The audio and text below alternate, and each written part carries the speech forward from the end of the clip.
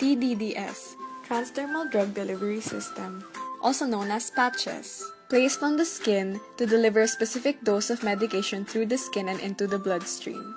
TDDS involves layers of the skin. The outermost layer is the stratum corneum or epidermis. The layer below this is the dermis. There are also the blood vessels, which are on the subcutaneous layer. How does the drug get from the skin into the blood? Once the TDDS is applied to the skin, the drug is then released and travels to the stratum corneum, then to the dermis, then migrates to the capillary vessels and into the infected area. Now let's go to the lab. Let's formulate a transdermal drug delivery system. The bottom layer is the liner. It protects the patch during storage and is removed prior to use. Next is the drug solution, which is in direct contact with the release liner.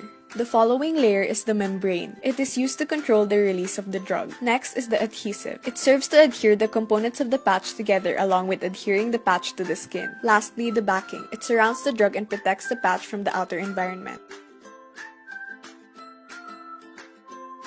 So why pick TDDS as your way of medication? It is easy to use, more improved and convenient patient compliance. Self-medication is possible. Avoid gastrointestinal tract absorption problems for drugs. Avoids first-pass metabolism. Rapid termination in case of toxicity is possible. Avoids in-drug fluctuation drug levels. Minimizes undesirable side effects. Reduces frequency of dosing, maintains therapeutic level for 1 to 7 days. Controlled delivery results in reliability and predictable blood levels. Substitute for oral route. But, how come TDDS is not always preferred by patients? Local irritation. Uncomfortable to wear. Allergic reaction. Drug requiring high blood levels are unsuitable. Significant lag time, limited skin permeability, difficulty in long-time adherence, restricted to potent drug with long half-life cannot be formulated, daily dose of more than 10 mg is not possible, cannot develop for drugs of large molecular size.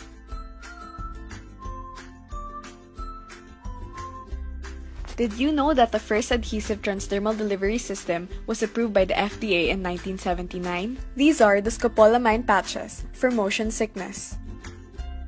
This method of delivery became widely recognized when nicotine patches were introduced in 1991 for smoking cessation. Nicotine patches deliver a constant dose of nicotine across the skin that helps to relieve the symptoms which are associated with tobacco withdrawal. 4 million deaths every year are experienced by the USA due to cigarette smoking. This makes nicotine patches popular and wide-selling in that country. In 2014, the DOH in the Philippines distributed contraceptive patches to promote adolescent health and family planning.